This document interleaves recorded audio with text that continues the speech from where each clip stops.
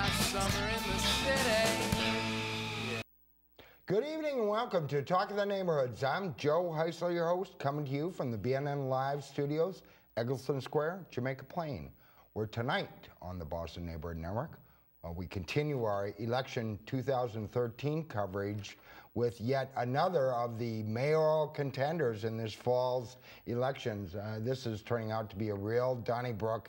Tonight, another of the city's bright young lights seeking to lead this city as we move forward from the era of Tom Menino. I'm talking, of course, about Felix G. Arroyo, at-large city councilor who's tossed his hat in the ring, and he'll be here tonight talking about his chances, his hopes, his dreams going forward. Then in the second half, we'll shift gears a bit. Tomorrow, of course, is a special day, another special election. That's right, the U.S. Senate special election to replace John Kerry, now Secretary of State, Congressman Ed Markey, Gabriel Gomez, a newcomer, a new kind of Republican, he says, are squaring off, and we'll find out who the winner is. Joining us, a man who's a bit of a numbers whiz, a longtime political operative from Brighton, Representative Michael Moran, and we'll talk about what the numbers say. All that and more tonight on Talk of the Neighborhoods. Stay tuned. Pick U.S. Senate election, several state senates, state House seats, but nothing perhaps more exciting than after 20 years, an open mayoral seat. And it's drawn a record number of supplicants, applicants, however you want to call it, and a terrific field, including my guest tonight in this first half hour. He, of course, is a scion of a famous now political family, but looking to make some history himself. He is at-large city councilor Felix G. Arroyo, and nice to have you here. Thanks so much for coming in. I appreciate it. And joining us. Well, you know, I think a lot of people, everybody likes you. Oh, good. I don't know what it is, you know, but everybody likes you, and I do as well. And sees such great things from you. You finished very strong in the at-large race last time, and well, they say you could finish first, you could finish 10th. Why risk all that to jump into this race when there's such a crowded field, and a lot of your colleagues as well as? You know, it starts. I have over a decade of experience in Boston as an organizer with SEIU. I was organizing janitors, and I've been on, you sort of talk about organized janitors, security guards, building service workers, and I watched what can happen. There's a group of people that many don't see, our janitors, and some perceive them to be powerless, but I saw what can happen, what magical things can come together when they come together, when you organize and you build power together as people. When ordinary people come together, extraordinary things can happen.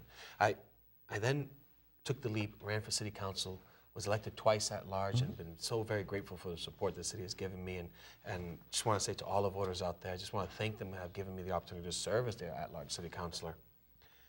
And on the council doing the same thing, being in every neighborhood, working with people, understanding that government works best when it works with you as opposed to over you. And now the opportunity for the mayor seat presented itself, and this is a time to really take this vision that we have for a city where everyone has access to opportunities. And I believe we have to focus on access to opportunities, where we invest in all of our neighborhoods, where we really, truly live out the belief that every child deserves a quality education, and that everyone deserves a voice in the direction of the city. That's why I'm running for mayor. That's the vision. It's the experience I bring to it. And we're just putting together a strong campaign. We feel good about the grassroots campaign that we're putting together. Just this past weekend, we hit over 1,000 doors, knocking on doors this past weekend alone. It's how we campaign, it's how we'll govern in your doorsteps, in your neighborhoods. And you know, we're very excited about it, and we're running because we do believe in that city that has given me so many opportunities, my family so many opportunities, and we believe that that should be the case for everybody. Is there a model for that? Did you see something before that led you to believe, you know, of course, some people would say Ray Flynn, you know, took some part of that. I'm not sure it's the same kind of thing, but in a crowded field, to kind of stand out, and you would admit that you know, the field it's a strong field. And, no, there's a lot of good people running. Very good. And frankly, friends. Yes. We very much get along, and what I'm looking forward to a very positive campaign because there are good people running, where we talk about issues that are important to the future of our city. But I do believe that what makes me unique is that I bring the experience as an organizer and also the experience as a public servant. Organizing for janitors, organizing for healthcare rights, and then moving on to working on the city council now in my 4th year, working on a $2.6 billion budget, prioritizing our young people, our schools, public safety. I bring that together, and the way we campaign makes us unique as well in that our entire emphasis and our focus is on grassroots campaigning, going door to door, phone call to phone call. We believe that we'll be able to make it into the finals and then win this race, but we believe we're going to do it one voter at a time, and we take no voter for granted. We'll be asking everyone for their support in this race, and we think that makes us unique in that we will be running that grassroots type operation. So this year, no coaching Little League Baseball? No, not this year. Man, you got a great memory. No, not this year, which it's one of the things I missed the most. I had 8 years coaching teenagers in our city, and Joe, teenagers, I wasn't coaching the little cute kids. I was coaching those 15, 16, 17, 18-year-olds, and because it's at that age that people make decisions that affect them for the rest of their lives, yet they don't know that they're doing it when they're doing it. And we have to make opportunities for them. That's why we focus on youth jobs at the City Council. I'm proud to have worked with Mayor Menino, always getting to 10,000 jobs for young people in the summer. We look like it's going to happen again this year again, and our mayor deserves an awful lot of credit on that. He's a national leader when it comes to youth jobs and youth development, and that's one of the things we're going to continue working on when we become mayor. Now, I know you, when you made your announcement, you had at Via Victoria, and a terrific turnout over there, and was there some symbolism of that? Yeah. I know there was, but I've got to ask you about it, and of course, if you are elected, you would be the first Latino mayor of Boston, the first person of color elected mayor of the city of Boston. How important is that to you, and how important is it as a factor in the race? It is now, of course, a majority-minority city, so-called. So 2 parts to this. One, I'm proud of who I am and where I came from, and part of my life story. Well, my life story starts with my parents and their parents before them. My father and my mother moved here with my older sister to Boston speaking little English, and they moved here looking for better opportunities for themselves and for their family. Like many families, they needed a leg up, and they needed affordable housing. So they started their journey in Boston at Via Victoria, which is an affordable housing complex in the South End. The reason we kicked off there was because that's where I was brought home to when I was born. When we were born, I was born at Brigham Women's Hospital, and when they brought me home to the South End, to Via Victoria. And I wanted to say, a person whose family started in affordable housing, who went to the Boston Public Schools, who was raised in Hyde Park, and now lives in Jamaica Plain, that person in this city can announce that they're running for mayor. That person can be the mayor of this city. And it's about making sure that everyone in the city has opportunities, whether you're living in affordable subsidized housing like my family had to, or going to the public schools like I did, that everyone has access to opportunities. Also about, just being proud of who I am and where I come from. I'm also proud to be a Bostonian, and Boston, I think, has shown over its years now that it is more than ready to vote for people and not see race as a factor. Really look at the merit, really look at the issues they're bringing to the table.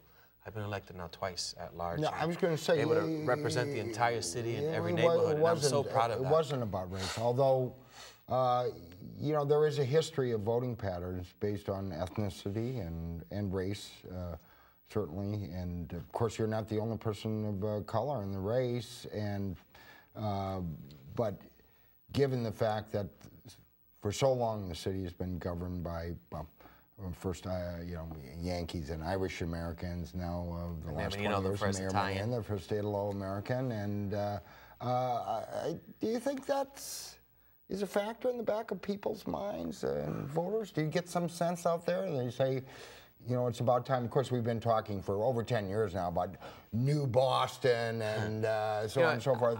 And people have moved on. There's no doubt about it. But is it still there in the back of Joe, people's for me, it's sort of tough when we do the old Boston, New Boston. Yeah. For me, who have been born and raised here, I just know one Boston, and it evolves because we evolve as people. And where now I believe we're at a place in Boston politics where race is secondary or third or fourth on the list. I mean, I don't even know where it falls on the list. Right now, what I believe is happening as people are really looking at the candidates and looking at what they bring to the table, what issues they're trying to move, and making decisions based on the issues. You know, for instance, one of the issues I'm highlighting is not just my work around young people or our schools, but around economic development. The idea that Boston is, in fact, a prosperous city. One of the most prosperous cities in this country. It's also a small city. 630,000 residents. Really very small. Yeah, very small. 630,000 residents, 47 square miles. We have got to be intentional about making sure that that prosperity reaches every neighborhood. I have a plan that I've talked to you before about that I call Invest in Boston, that says the over $1 billion in deposits that the city of Boston has in banks today would only go to banks that invest in small businesses in Boston, home ownership in Boston, development projects in Boston that hire Bostonians, and essentially saying, if you want the money that comes from these communities by taxes deposited in your banks, then you have got to be investing in those very same communities. And I believe that plan, which will then leverage $1 billion towards community investments, you'll start to see more small businesses opening up, expanding and growing, more home ownership. And that's part of, you know, those are the merits by which I think voters will be judging this race. And I hope, you know, to talk to voters, as I said, door to door about my plan and vision for Boston. There was an interesting piece in the Boston Globe this weekend, I think it was Saturday, Larry Harmon's column, and suggesting the role of business, or who would create an environment favorable to business and keep this prosperity going. And you know, he didn't have you high on the list, and I think part of it was your labor roots. Yeah.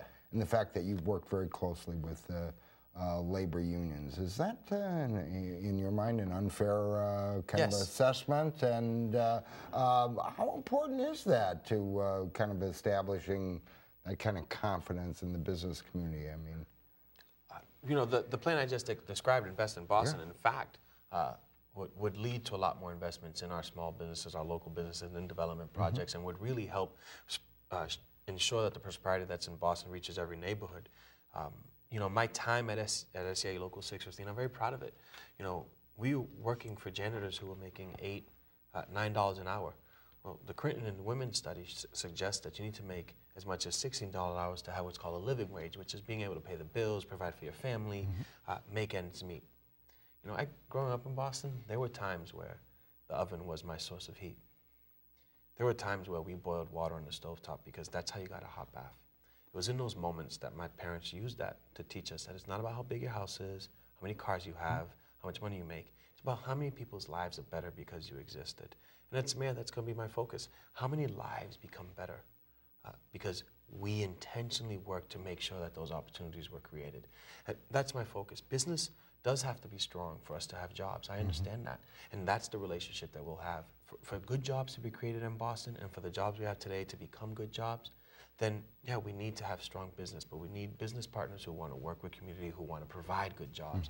And that's when it's a happy marriage, and that's what I'll be working for, creating the environment where good businesses who want to provide good jobs feel that they can come to Boston and do that here or expand in Boston, and looking at the jobs that exist today and ensuring that the jobs that do exist today are good jobs where you can provide for your family. And if they don't, you know, well, they you may want to look elsewhere. It's about finding the opportunity to create good jobs. You know, it's about, you know, I have a dream of a day where you could work one job and provide for your family. Not the life that many of the folks who I worked for as janitors were working 2 or 3 jobs all weekend, all night, just to make the ends, pay the bills and make ends meet. Always feeling like you're playing catch up. I would love to see the day where people can go to work an honest day's work, and then provide for their families, spend time with their children. And really, that is the American dream. You know, I believe that to be the American dream. And so as mayor, we're going to be doing everything we can to make sure that that is accessible to all of our residents. Again, you recognize him. His name is Felix G. Arroyo, and he is making his bid to lead this city, currently an at-large Boston City Councilor, one of nearly a dozen that are running for the mayor of City of Boston. Of course, the preliminary in September, the final in November. top two go on. Here tonight on Talking the Neighborhoods as we continue our coverage of election 2013.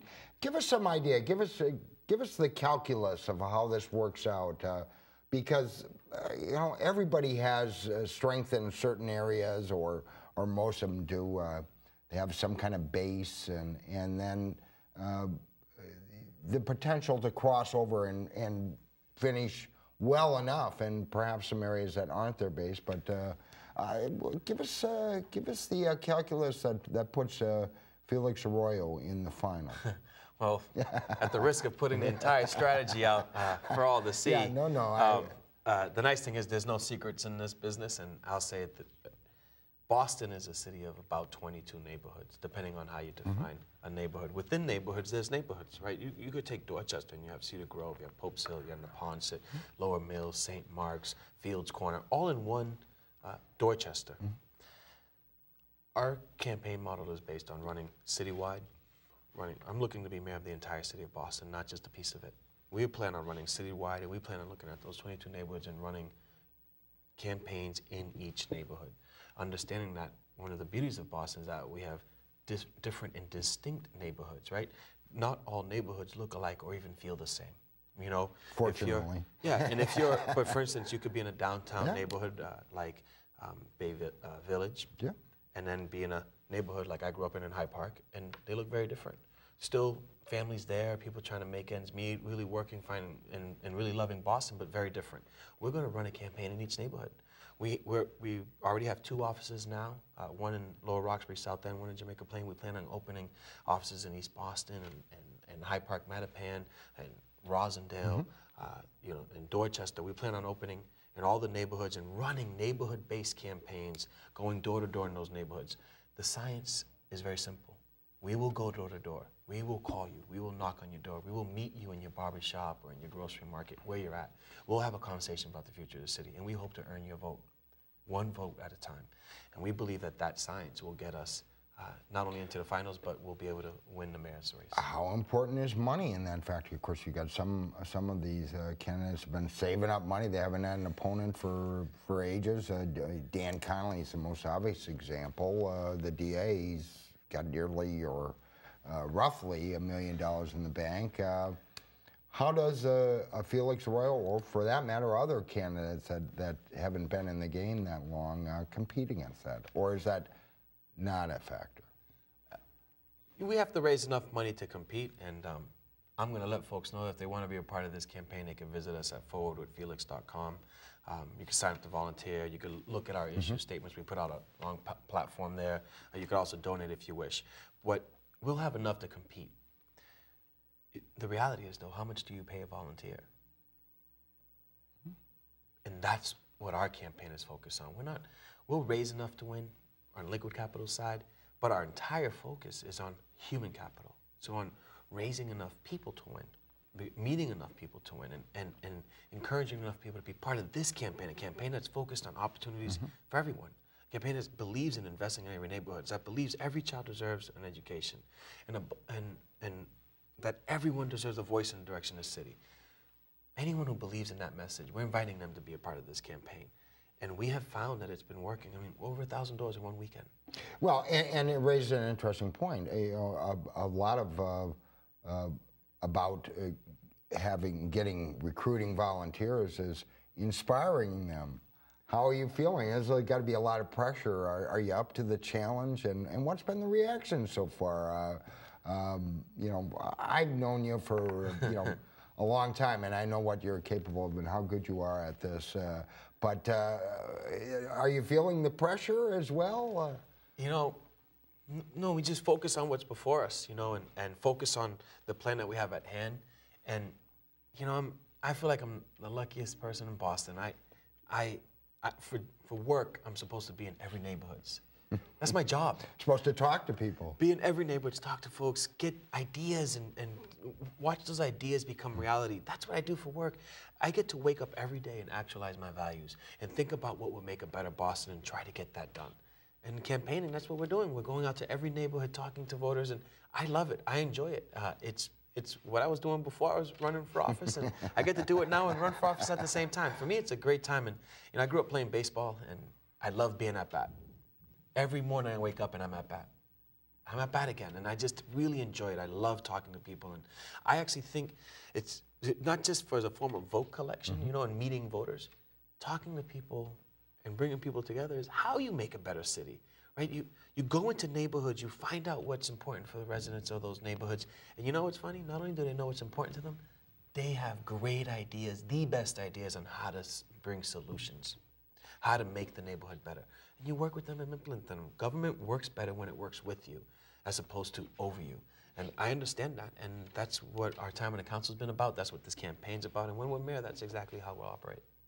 Well, as many people have, I want to wish you the best of luck. Thanks, Joe. You'll come back after you're in the final, and we'll have a little more of this. Absolutely. And maybe before then, we're still working on our schedule. But of course, Felix G. Arroyo, already a famous name in Boston, but seeking to take a step up to become mayor of the city of Boston, running in this fall's municipal elections. Felix, as always, I enjoy having you here, and I appreciate it. I want to wish you the best of luck.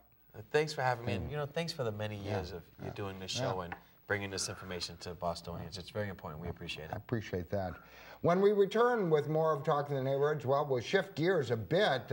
Tomorrow is a special day, special election day, yet again. Yes, I know, but tomorrow we'll find out who succeeds John Kerry as the next U.S. Senator from Massachusetts.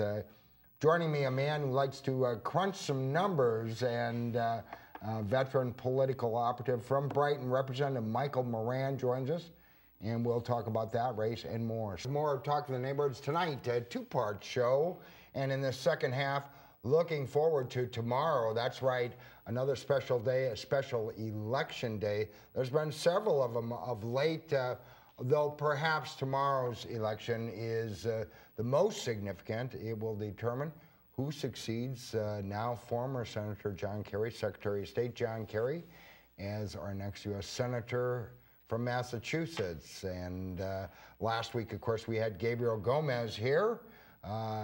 And tonight, on the eve of this special election, a look to what we can expect at tomorrow's polls. Of course, no one better than my guest in this half hour, a man who loves to crunch numbers, longtime political operative here in the city of Boston, just so happens to be a state representative from Brighton as well, and an emerging leader, a floor leader, in fact, for the Speaker in the State House. I'm talking, of course, Representative Michael Moran, and nice to have you here, Michael. Always a pleasure. As always, thanks so much for joining us.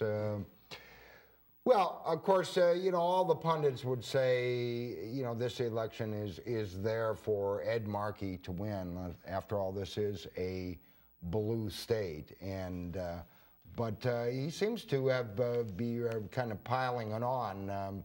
Any number of major endorsements, visits from the president, of course now the vice president. Let's see, who else can we add to that? Mayor Menino has chimed in. Significant, certainly here in the city, all the major Democrats getting behind him. How important is that in a special election, those kinds of major endorsements?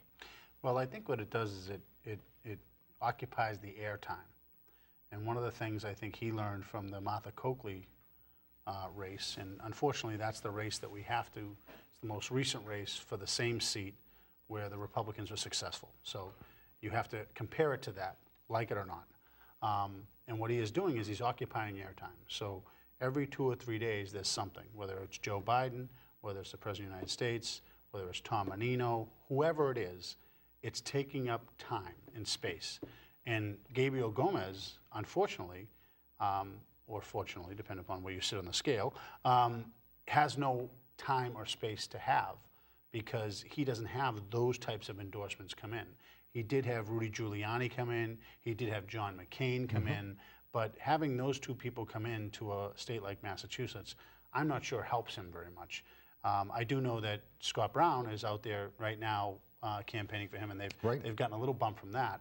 But by and large, this state really isn't impressed with John McCain or Rudy Giuliani, and there isn't much for him to go to. He couldn't, even if he was to get George Bush to come back, either Bushes, Perhaps the older Bush might be better off, but that wouldn't help him either. So he's, you know, he's kind of standing at the end of the mountain, waiting to catch the snowball come down the hill. You know, which is tough, which is very tough. Well, and of course, you know, Ed Markey ran in the primary. That's the same thing. Special election. Always tough. What are the particular challenges that are there in a special election that you wouldn't encounter in a general election? Well, you know, when it's a special election, you have to worry about turnout at all times. So everything is based on turnout. Can you get your base out? That's the first, whether you're running for town selectman or you're running for U.S. Senate. Everything is about turning out the base, which is likely to vote for you. Mm-hmm. Democrats traditionally have a tough time turning out their base in a special election.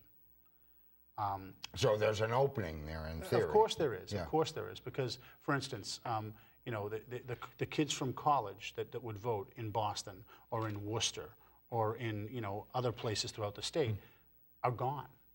So you can take those votes and take them off the table. Right? So now you have to look at the other bases Democrats usually do well in, which is urban bases, you know, which is the larger cities. Mm-hmm. And, you know, more affluent voters tend to vote Democrat. So looking at this race, I think the polls are fairly, my guess is the polls are fairly accurate.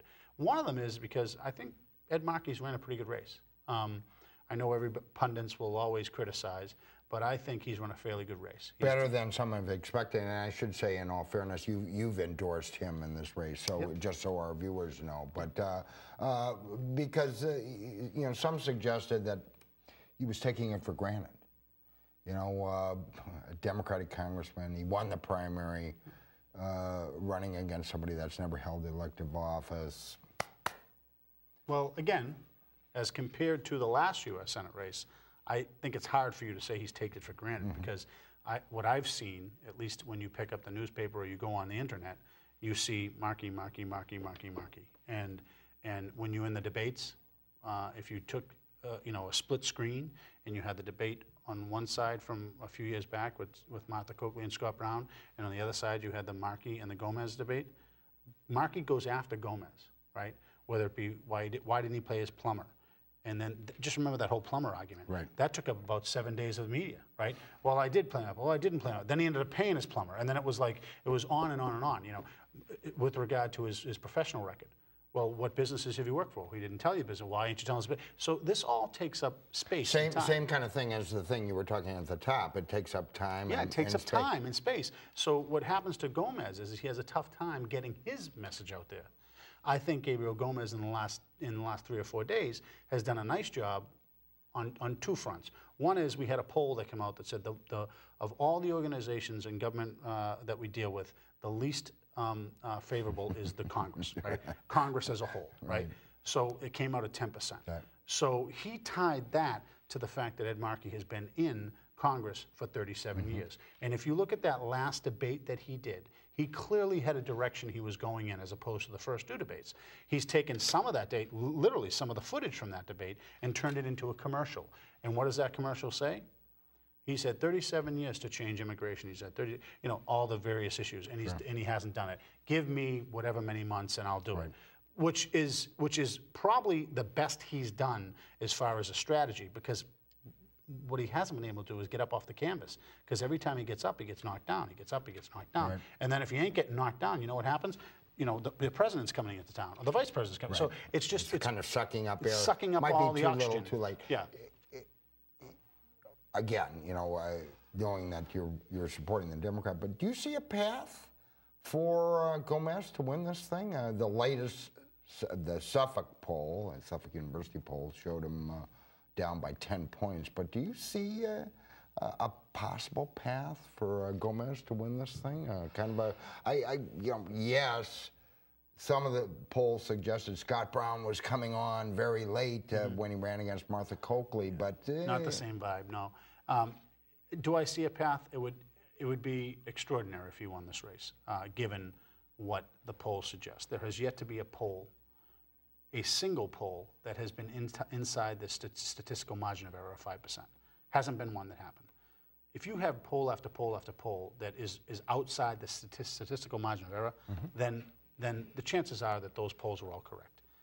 But how could Gabriel Gomez win?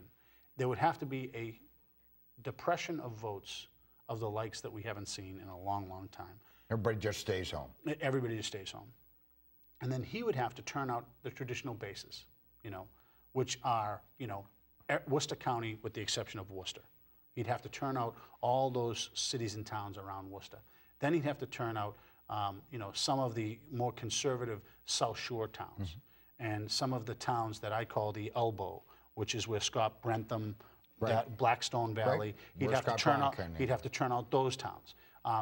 And some of the towns up in Essex County, some of the, not the Lawrences, not the Newburyports, but the, the Drakeets and the areas like that. He'd have to turn those towns out. And then the other towns in the state where Democrats traditionally would have to have very low voter turnout. That's the only mathematical equation that I can see that he could use to win the race. Well, and of course, you hear this all the time. It's always about turnout. It's always a numbers game. But how important is that to the calculus? And because of course it comes up, and I want to talk to you a little bit about the mayor's race as well. People trying to figure out, where can they, where's their niche? How can they grab a piece of this? They may have a base or a small base or maybe no base, and they thinking they're going to still do well. Of course, a lot of wishful thinking. You don't get into this business without some idealism and the belief that somehow you'll find a way. But how important is the whole numbers aspect to this? It's everything, right? Okay. I remember one of the early on in my career, a gentleman who was in his 70s said to me, "The race is run when the field is formed." And that still applies to this day.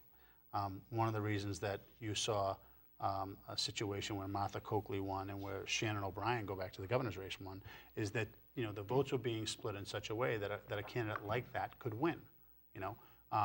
Gabriel Gomez is a perfect example in his Republican primary. Right. Granted, the turnout was so low, but what did he have? He had a hardcore traditional Republican in Sullivan, okay, and he had a sort of weld left Republican in Maverick, what's his name? Dan Winslow. And then all of a sudden, Gabriel Gomez found the oxygen in the room in that race where he could craft himself as, hey, I'm a Latino, I'm a Navy SEAL, I'm something different from both of these people. And it was enough to get him across the line, So the race is run when the field is formed.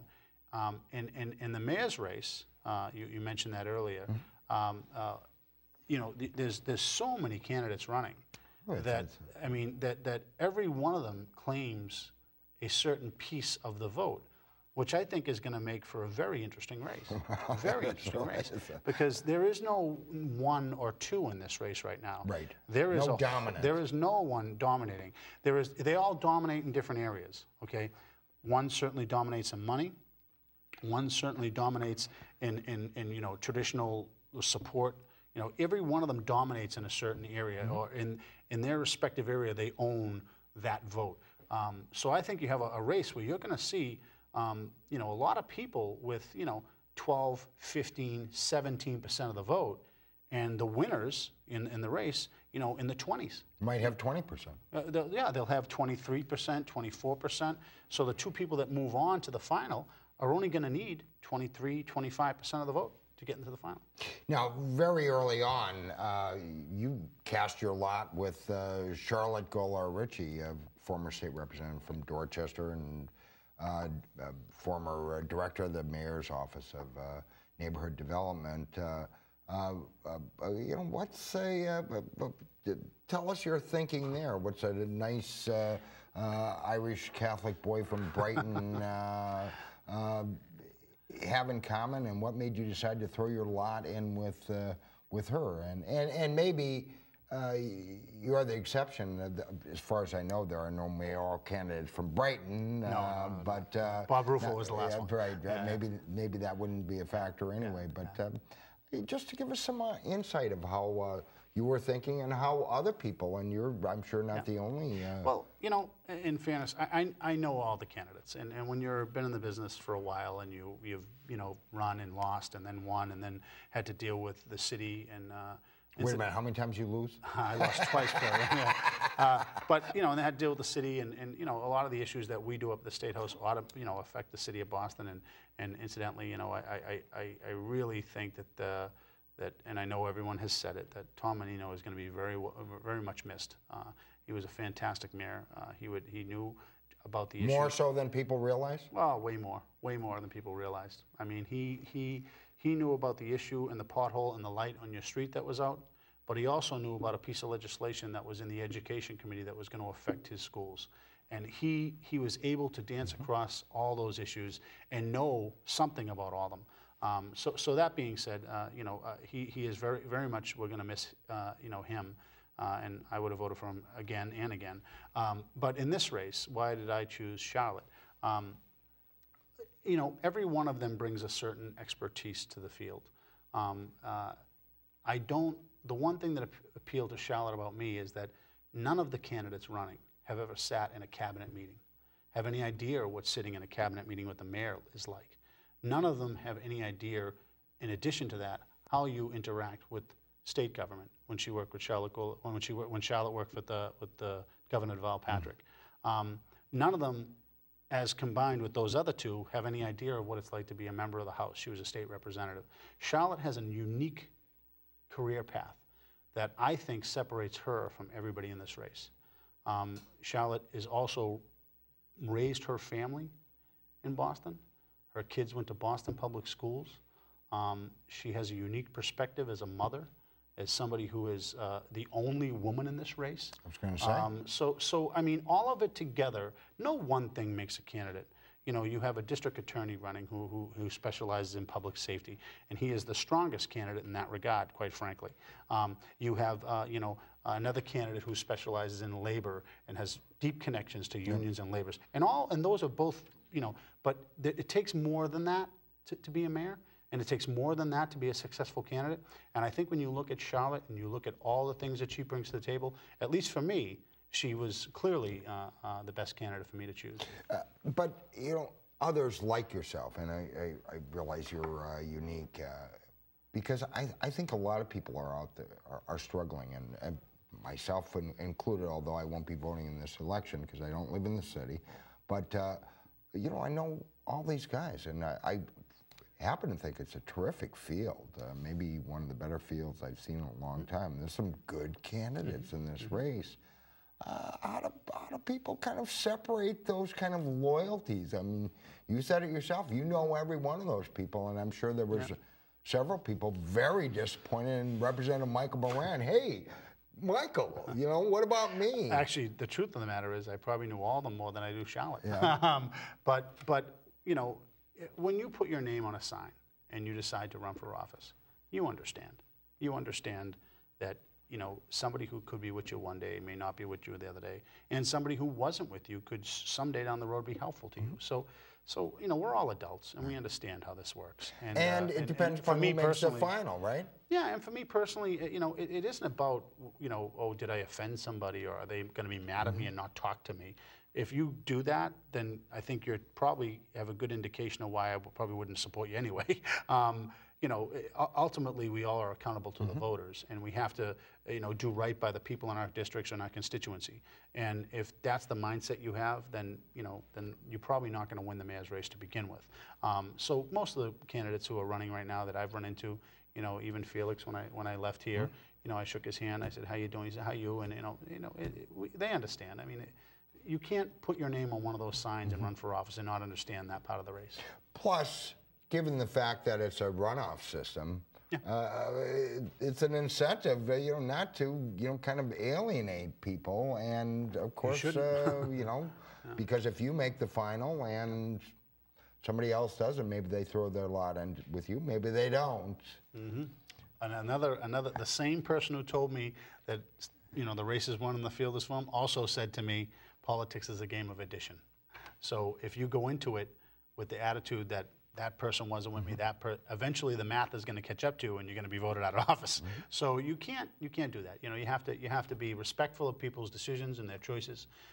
You may disagree with them, but hopefully, you know, if you are one of the final two in the end, you want to have such a relationship that you could come back and then engage that person with the discussion and hopefully win them on your side.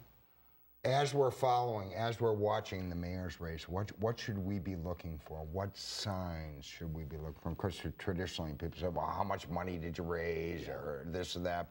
But as a guy that's been in the business for a while, and I think has a great grasp of how this works, what should people be looking for, kind of signs? Because people are trying to get some sense, and not that they want to be with the winner per se, but you know, they might like somebody a lot, but if they're not going to be in the money, they're not going to waste their time and effort either. Yeah, well, I mean, you know, base is always important, right? So you have to have a base to run from. And for those who are watching this thing, that this show, who might understand what I mean, is a base is a group that on day one are gonna be with you when you run for mayor. For instance, there's 22 wards in the city of Boston. If I had the crazy decision of saying, I want to run for mayor, I would be pretty convinced that I could win Ward 22, which is my ward. If you can't sit there and say that you can win a specific base, whatever that base is, and be confident about it, then you probably are not going to be one of the final two candidates. So I would be looking at who's working their base well, and again, the average person at home who's going to work every day and taking their daughter or their son to after school festivities or whatever, they're not really concerned about that. For us junkies that like politics, you want to see who's working their base well and who's nailing down their base well, and then beyond that, what you want to see is things like who has the best crossover appeal. So, does the candidate from Hyde Park, have crossover appeal in Charlestown? Does the candidate who is likely to win Dorchester have a crossover appeal to West Roxbury? So beyond your base, you want to see who has crossover appeal. And then in the end of the day, there are the typical benchmarks that they have to meet. Are they raising money? That's the obvious one. Sure. Although this race, I don't believe it's about raising money, because you're only going to have about anywhere from 130 to 150,000 people get vote.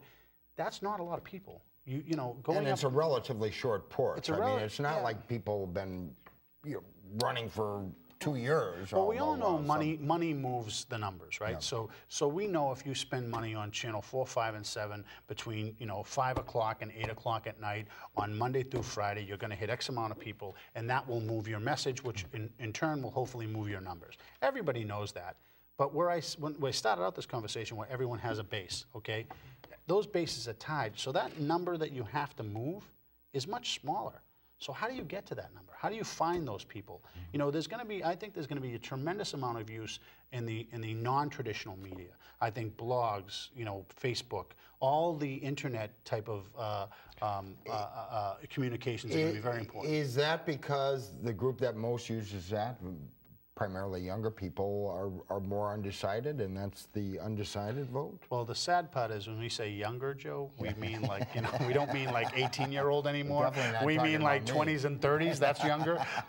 So yeah, I think 20s, 30s into 40s are now, that's where a lot of us are getting our media now. Yeah. Who gets the newspaper delivered to their there are many that do, but there's a growing number of people who are getting their news from the internet and from web pages, So it's important that you have a presence there, because if you don't, you're likely to be hurt. Anybody have an advantage when it comes to that group? I don't see anybody having a clear advantage right now.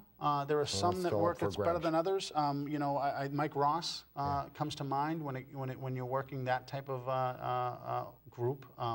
He has always been very successful in that young vote, or that younger vote, I should say.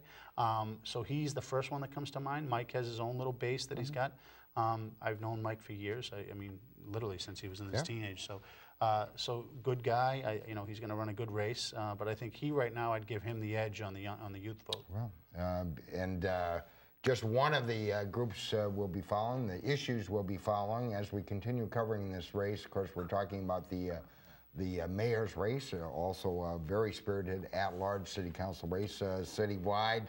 number of candidates, even more than those running for mayor. Joining me in this segment to talk about Representative Michael Moran. We've got just 30 seconds to a minute left. You're doing very well up there in the House. You keep moving up the ladder. Now, your most recent promotion, you're one of the Speaker's floor leaders. Is that accruing some benefit to the city of Boston? Because you have to stay loyal. Yeah. To do that, to move up. A lot of people don't understand that. It's easy to stay loyal when your speaker is Bob DeLeo. He has done a fantastic job of being our speaker, and I've been very fortunate enough under his leadership to have been given a number of issues, redistricting and others, to kind of champion. He is not a micromanager. He gives you an issue, he lets you run with it, and he lets you, work on it and come to your own conclusions. The one thing I enjoy more than anything else, Joe, is being able to bring back and deliver for the city, and deliver, and particularly for my district. And one of the things I talked about earlier, how good Tom Menino was, is him and his staff of people have done a fantastic job for the city of Boston in making sure the issues that affect the city have been well represented and known on the state So House. An easy job, huh? His job, or no, it's been a lot of fun. It's been a lot of fun working with him. I'm very grateful to have the opportunities I've had. But I'm not foolish enough to think here today, gone tomorrow. It's the flavor of the month, and hopefully my flavor stays there for a while. And I know I told you I'd mention it at the top of the program, but you're one of the luckiest guys in the city. You saw a picture of your beautiful baby girl recently born, and she's 10 months old. Eleanor Marie and my wife Helena. We're having a great time. I've always kind of known that women are smarter than men. When you have a child, unfortunately, it's painfully obvious. So no, we're having a great time with that. My daughter's adorable, and my wife's a sweetheart. So congratulations on that, and your ascension at the State House. And thank you so much, as always, for coming in and sharing with us. Again, Representative Michael Moran, representing, that's the 22nd? 18th. And you said, I was thinking of Alston Brighton. Alston Brighton. And a smidgen of Brookline. Touch of. Unfortunately, we're out of time for tonight. Just a quick reminder: tomorrow is a special election day. The U.S. Senate race will be decided tomorrow. Please take the time to turn out and vote. Your count perhaps may count even more than it normally does. A low turnout race. You're watching Talk to the Neighborhoods. We're here tonight and every Monday night. We'll be back in 2 weeks, and we hope you'll join us at that time as well. For the entire staff and crew, thank you for watching. Have a pleasant evening. Good night.